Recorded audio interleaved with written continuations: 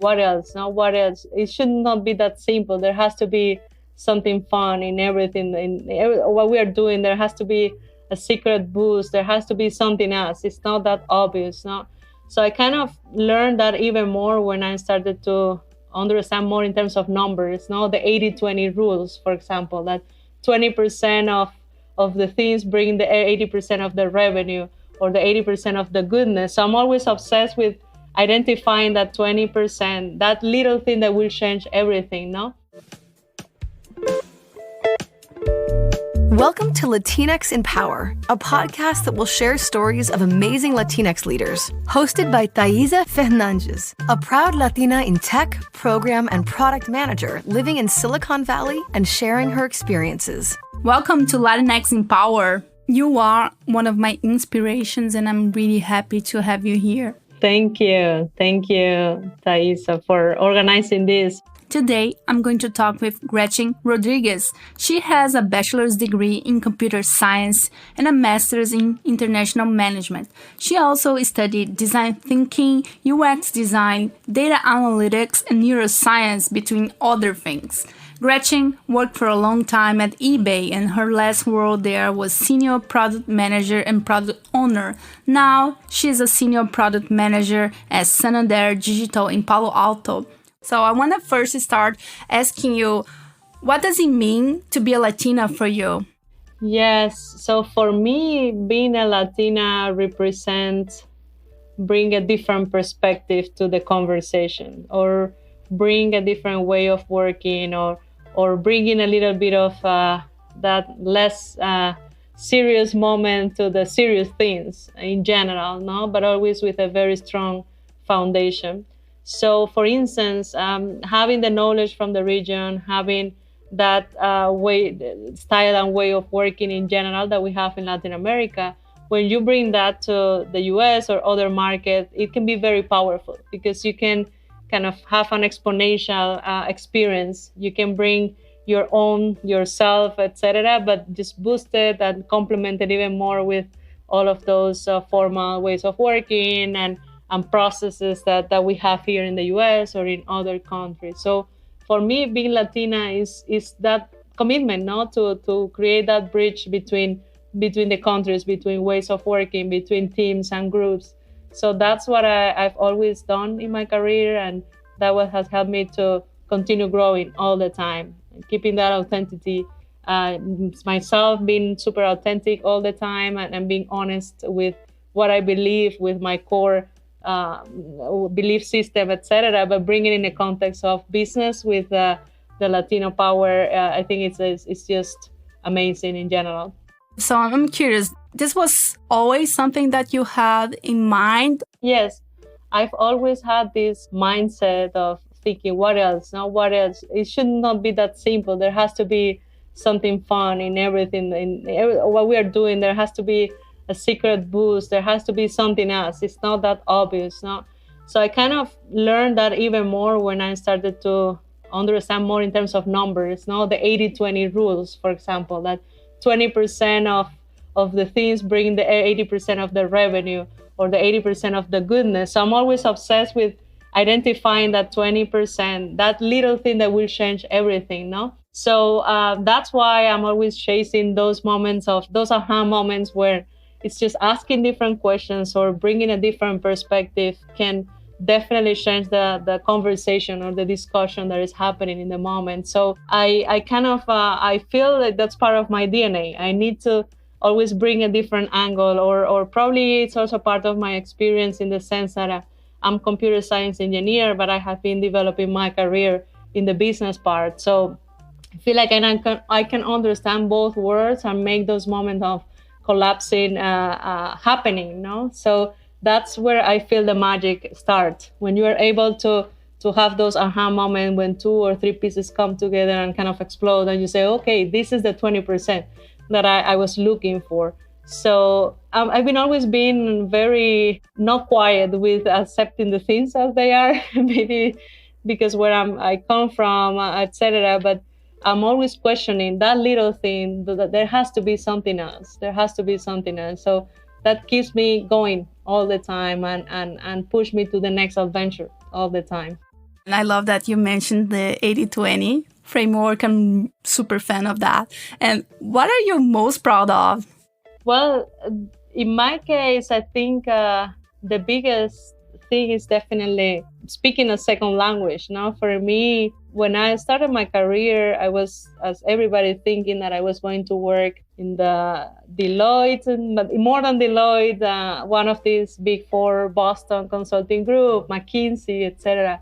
I always wanted to, I thought that was going to be my path, but I was always on hold because I was not speaking the language. So one day, and I was pretty mature, we're talking at 30-ish, I said, okay, this is enough. I have to confront myself and get out of this comfort zone where I am, where I don't speak the language. I'm kind of crying in a corner because I'm not working in the place that I want to work. So what is next? So for me, it was, okay, let's start this adventure, going to the US, studying the language and introducing myself in this challenging life that we can live here, in the sense of competitions, etc. Kind of this bubble that we live here that can be stressful, but at the same time helps you to stretch yourself and find those strengths that you didn't know you had. So in my case, I feel very proud because I was about to give up a bunch of times in the journey, but I still kept pushing. So I feel happy because it opened a new world for me where I'm able to connect with other people, still be myself, but just learning how to express the idea and expanding the universe. It's like finding a parallel universe when you suddenly realize that there are a lot of things that you didn't know before. And now, because you speak the language, because you interact with people from different cultures, you are able to understand and be part of it. So for me, that's by far the biggest accomplishment in the professional area. Yeah. What is the one thing you wish you had known when you began your career? For me, probably that thing is just reinforcing that, again, we were talking about this before, sounds like a cliche, but having that reinforcement of understanding that everything is possible, that you can learn a new skill in, 6 months, 8 months. I'm not diminishing anything, but you just need a couple of months to learn the theory of the things and some opportunity to practice and to master your skill set. So I wish I had known this before, and I probably have done things in a different way, maybe less based on the fear, like, oh, I probably need to do this, or because, it's a way of doing the things, versus saying, this is what I want to do, or I'm not afraid of learning a new skill. I'm not afraid of making a transition in my career. It doesn't matter if I'm a doctor and tomorrow I want to be an engineer. I'm fine. I just probably need some years to catch up on that, but it is possible. And I wish I had known that before, having those examples, having less of the belief system that we have, like your father is a doctor, you have to be a doctor, and everybody has to be. So, and that's probably a little bit of what we see in our culture. Sometimes we don't do what we want because we are wired to do things that others want, no? So I wish I had known that freedom from before, less fear and more encouragement to do the crazy things. I totally agree with you. I think some people, or even society in general, they might have different expectations depending on where you're from, what you study, and we feel stuck. We feel stuck because we don't believe we can do it, and also because we might not see other people like ourselves doing what we want to do, so it's really difficult to break this cycle. Yes. How was your process to transition to product management?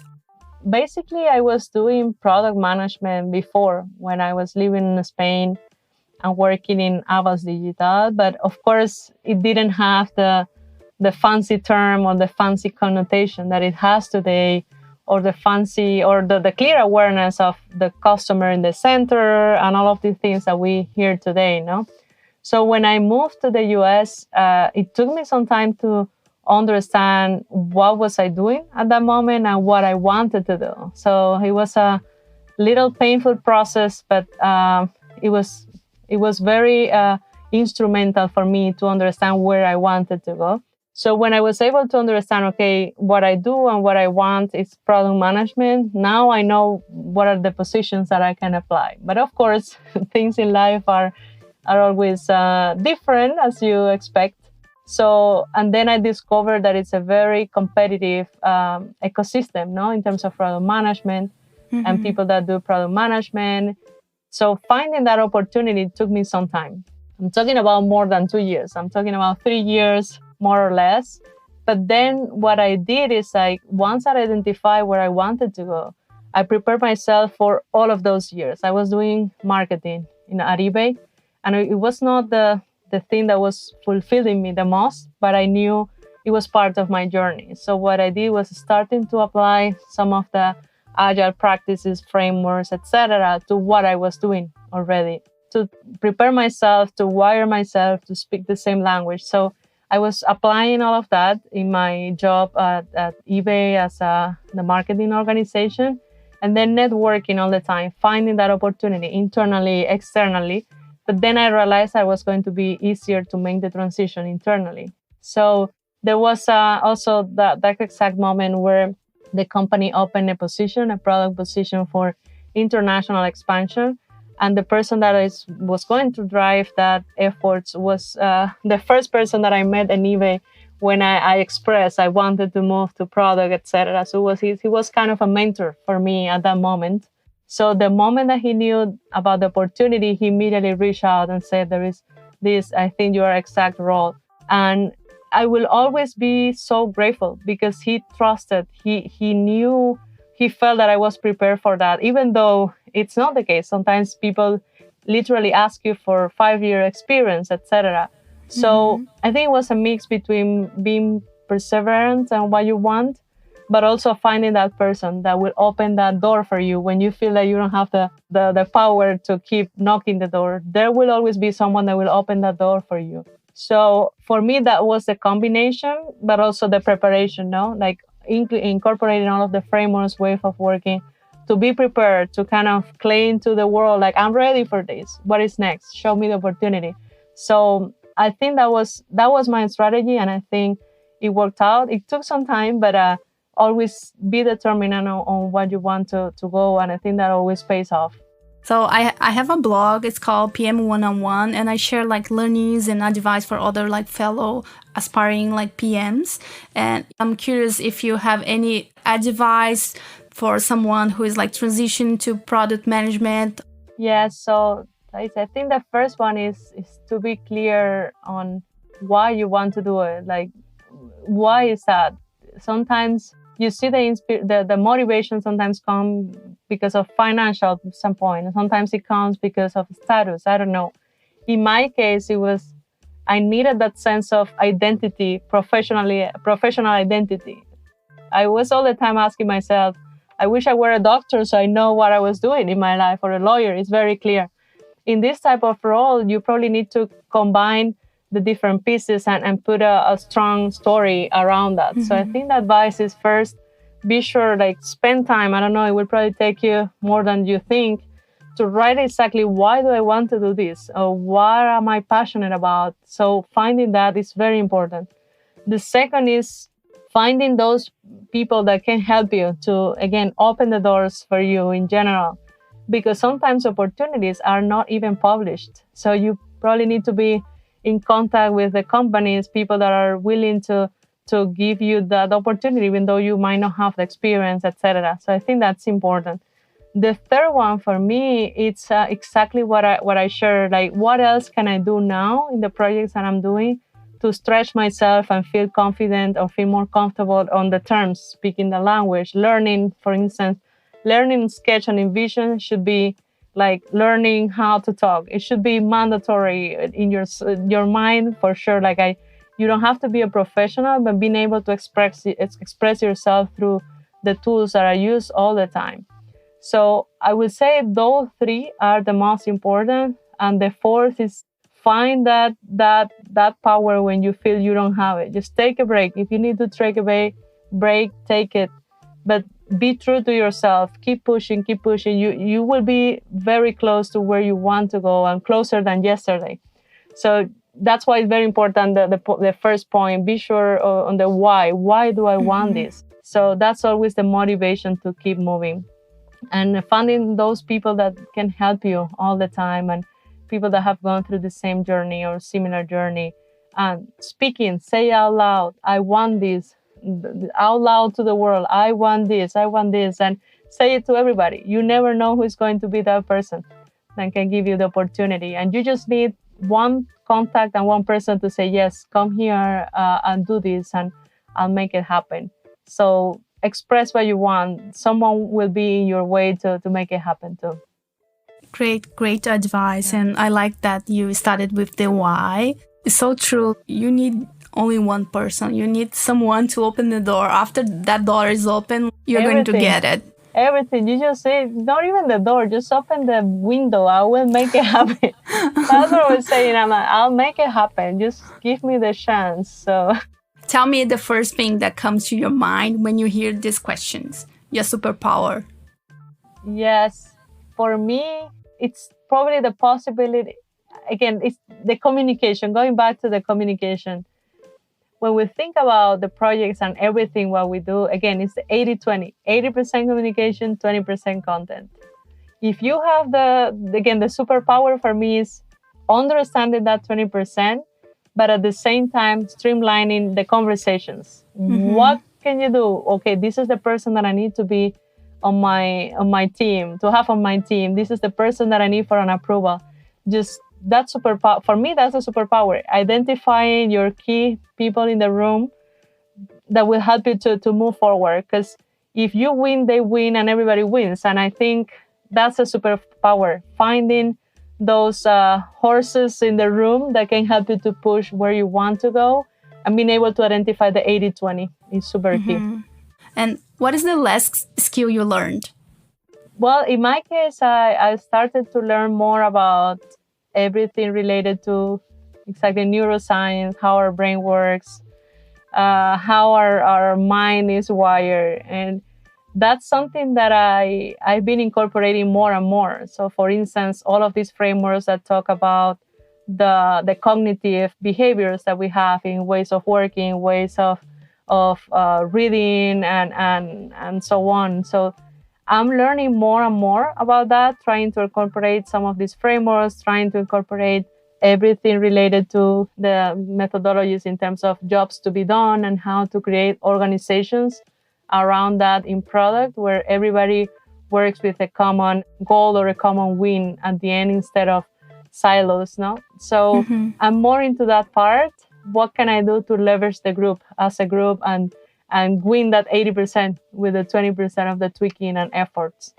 That's what I've been doing recently. I'm also trying to incorporate more with other things in terms of meditations, mindfulness, how we actually live, we work, what drives us in one way or the other, what is that fear that we all have that makes us probably hold back toward doing something. And if you kind of go down and put it in the perspective of creating products, it's so powerful because at the end you are talking to people and people have brains and way of thinking. So I think that's the last tweaking part to make good impact. So I'm having a lot of fun with all of that now. Yeah. And what is your favorite book? Yes, so I'm now reading The Four. It's a book from the teacher from Yale. I love it.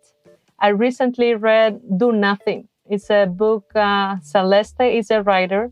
I recommend it 100%. It breaks all of those myths that we have in terms of we need to work 20 hours per day to be the best. We have to, do this and that to show our value. And she makes an interesting point in a very simple way and helps you to understand what your value is without you having to share to the world that you have to work 10,000 hours to be a valued person. So I recommend it. Do Nothing. Celeste is the name of the author. I just read this book and I love it too. And the next one in my list is Rest. Oh, yeah. And a big surprise. Well, for me, it was knowing that I was pregnant with the twins. That was a big surprise. But even with that event in my life, I also started to apply Agile principles. I'm always obsessed. Like, what can I do to improve my life with the twins? Like having the board, organizing the tasks, but not in the obsessed way, but more in the practical way. Even the diapers, like if I put it upside down or not, it would save me time while pulling. So Interesting. I'm having a lot of fun with that experiment. But yes, it was a huge surprise, I would say. And how do you continue to learn in order to stay on top of things within your role? Yeah, so for me, I would say there are two pieces. Now, one is when I decide to, let's say, move to a new area or learn a new skill. And the second one, it's more in terms of trends and what is happening, so I can incorporate to my daily work. So the first one, I check a lot on LinkedIn. I'm always following people that I respect, and their opinions are very important. So you can see kind of what is happening. So that's how I learn about the fintech and all the financial world changing, open banking, banking as a service. I'm like, oh, it sounds pretty interesting. I want to learn more about that. So following people on LinkedIn has been super critical for me.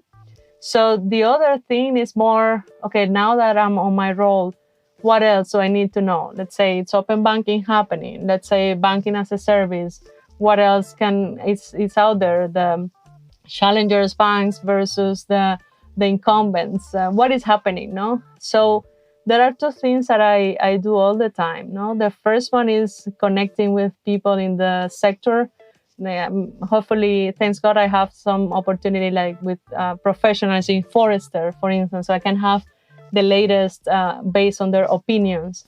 So I do have access to other tools that the company gives me, like CV Insight, which is, for me, I always joke with them. I'm like, you are replacing the Netflix in my life. Like every night is for me the most beautiful moment where I can sit and read about the trends, etc. And I'm not a person that reads a lot or research a lot. I just go to those sources that I feel confident that can help me to bring those points to the table.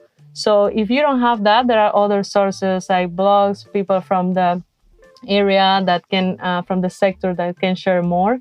But I would say I focus on those two. And also in the bank, as it's so big, I'm able to connect with different countries. So I can understand that what is happening in the US probably will happen in Latin America in the next month or so. So I kind of be prepared, and I can have a better conversation when I go to talk to people in Brazil, for instance. So I can have a more enriched conversation with them and understand what are the specific trends in the countries. So that's how I use it. But most of the time is leveraging the tools that the company gives me and LinkedIn. Those are my two biggest support systems. Yeah. How is the pandemic affecting your life and work? Yeah, so it's very funny because when you ask me this, the first thing that I think is like, okay, I literally have to take calls in the morning from my closet, literally. So nobody can hear what is happening around, etc. So, but that's more a joke. I think it has affected in the sense of maybe the willingness of people to be connected, or the schedule changes for them as well. You have to be a little more flexible. But I think it also has affected in the positive way, because now, as we are all in the same situation, that you have to be online, you have to be available, you probably have to show your house to people, your colleagues that you didn't know before. It has created that sense of empathy and breaking those moments of being so serious and perfect that we all have to show sometimes in the professional environment. But relaxing that has helped in the positive way. So if I overall, it has changed everything, but in both ways, in the positive and less positive. But net, it's been positive in general, stretching myself and helping the team to stretch and work in delivering, which is the most important thing at this point. What is helping you to cope during this situation? Yeah, so for me, it's been more managing the schedule in general. No, let's say if I finish, I usually start very early in the morning because I have calls with Europe, so I probably start around 5:30 or 6 in the morning. So I know, okay, at least I will be 4 or 5 hours in a very intense way. So I always take a break after that. Okay, let's go walk, or let's take a coffee that I like. I have one of the coffee places that I like just here. Or let's just sit down and take one of the, I'm enjoying this platform, Domestica is the name of the platform, when you take like design courses, painting, and all of this. So I take maybe an hour, a couple of hours for myself to kind of unplug and restart before going in more executional hours with things that I have to work, etc. So I definitely take that time for this. And the other thing that has helped me is on Fridays, for instance, I know I finish my day early and I take it for myself again. So what else can I do? And then I jump into research, for instance. What can I share with the team? What I can go back, what I can bring back to the team. For instance, if I work with design, if I work with developers, I love to find those, say, reports or studies or exercises and share with the team. So I take that moment to give back, and I'm enjoying that a lot because people appreciate it. Like, wow, you thought of me when researching this piece, etc.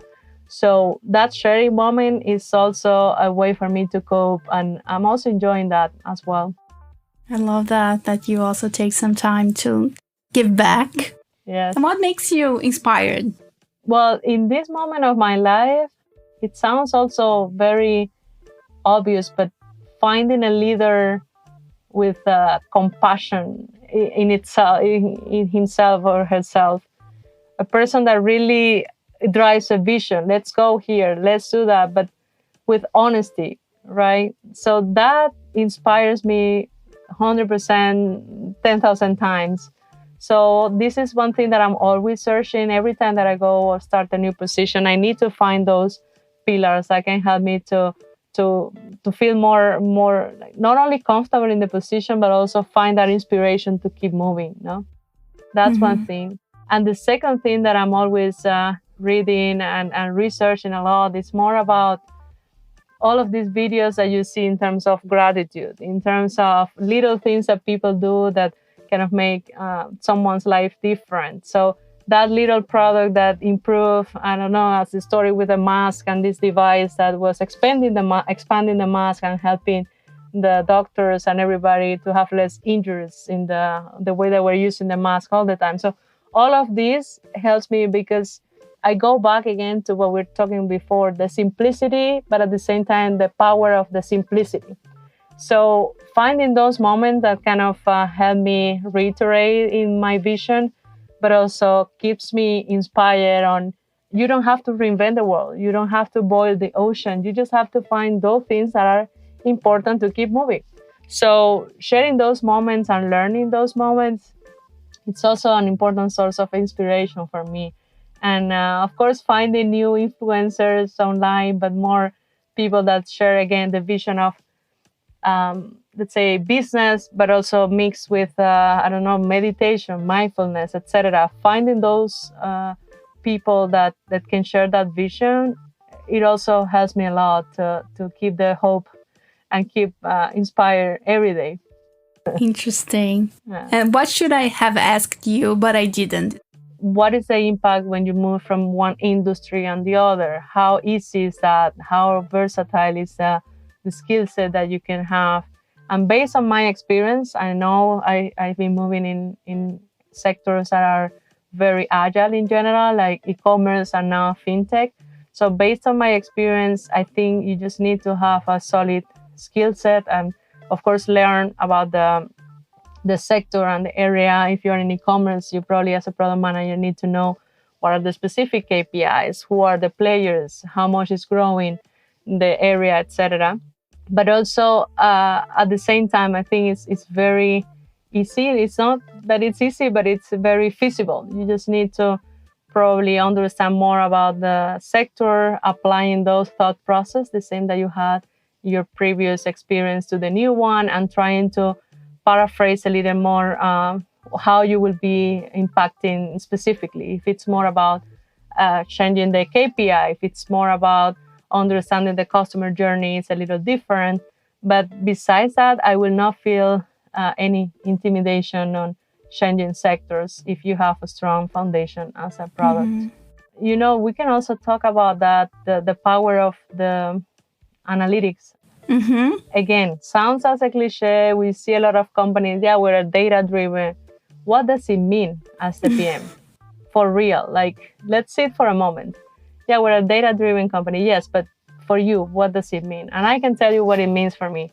It means that I start my day understanding my funnel, understanding my numbers. Is there a drop in this page? How many users did I bring yesterday? How many users left because of the churn rate, etc. So as a product manager, I have to be obsessed understanding the numbers and being able to, when someone asks you, right, like, oh, what is this feature? What is the impact? It's pretty important to put a number next to it. I'm always exercising myself with that. When you know the power of your analytics, when you understand where the users are moving, what are your goals, etc., you are able to focus your work and you are able to say, okay, I'm going to spend this percentage of my time in this, etc. So in general, we see some of the rules that say that you as a product manager should probably invest 40% of your time in features that are related to conversion, right? Let's say that I'm launching a new payment option. I'm opening, I don't know, PayPal for a platform, etc. So, okay, it's focused on conversion. And 30% probably says you should focus your efforts in acquisition. So maybe I'm launching a new, I don't know, referral program, or I'm probably launching a coupon feature, etc. 15% says that you should focus on the user happiness, on the user behavior. So this is important to have those parameters, because sometimes we fall in that trap of, okay, I'm doing this because the user will love, I don't know, the color of my site, will love this, which is great. We love to have this button. It's great, but you should also have the other part of your ecosystem. What else am I spending the time?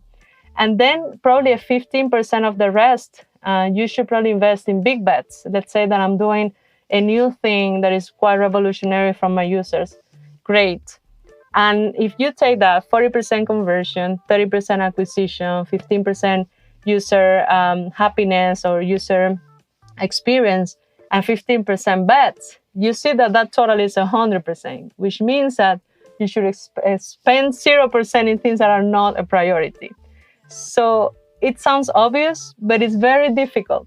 If you are able to all the time understand your data, understand where you have to focus on, and build that cake, that tart system for you, you are done. You are ready. You can literally conquer the world because you know where you're going and you can tell your story in a different way. So, and again, that's the power of storytelling, but you have to know your data and that conveying in what you spend your time. So I learned that in the tough way, because I'm always like, yeah, let's do it. Yes, great. This is one more thing, one checklist. But the reality is that you have to be also very solid on your story and put a number next to it. Everything that you do, put a number next to it. This is an amazing exercise. Always keep your data in mind. Just not accept the things that are brought to you, even though they sound amazing. Just question it, not just for work-related things. For example, when sometimes people tell you, oh, some people do that, like, how many people do that? Yeah. Where did you get this data from? Yes, without being, the pain, the person just putting the stoppers, but just thinking like, what am I doing here? Who said that? Oh, yes, this feature went really well. Okay, what does it mean? Does it mean that 5 people click, or it means that you brought 10,000 incremental money, for instance? So knowing these terms is very important, because it gives you a huge advantage. So you not only in your organization as a product, but also in the business. So you can talk and share the same thoughts and the same language with the business, convey that to your product. And that's a very healthy cycle that you have to be obsessed with.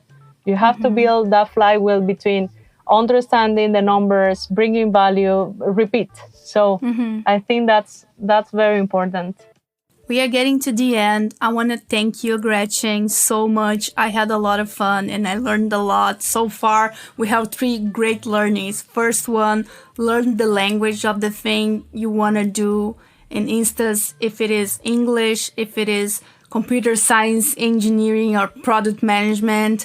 The second thing, keep your data in mind, always question the things that are brought to you, and third, everything is possible. Have a plan, have a strategy, and work towards your goal. Thank you for inviting me, and I can't wait to see what else, because I know you take things seriously.